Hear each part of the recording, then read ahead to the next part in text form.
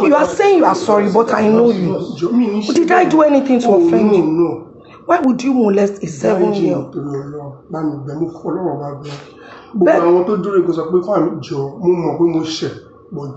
I'm saying almost 7+. You are telling me pay is the devil. Fine. You should not talk about devil now. Only thing they are doing now.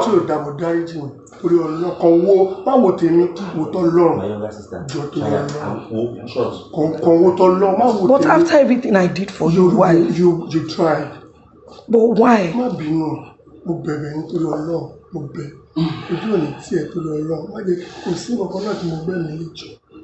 But I want to understand. I took out my time, registered you in the school. The only thing I didn't even do was allow you to stay in my house. And that was because my marriage just broke up and I didn't want people to. So what did I do to deserve this? Deserve it. If I'm lying, look, deserve it. But me, God, you see me, carrying mo bẹ̀bẹ̀. Tó bá kọ̀rọ̀ pẹ́pẹ́ gbé mi lọ, ẹ jẹ́ kí n kàn para mi ẹjọ́. No, you have not even answered my question.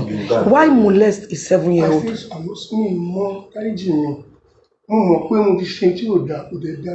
Is sexual molestation, is it right? You just tell me I don't understand this one. I understand him now. What she was on English? No, the thing is that he molested her when she was 7. And then he came now that she's 14. So do it again. Okay, why do it again now? Why do it again now?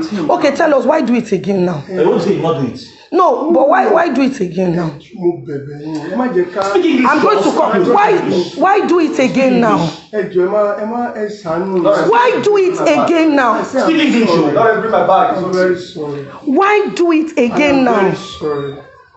Maybe we should just hand him over to. They are coming. They are already on their way.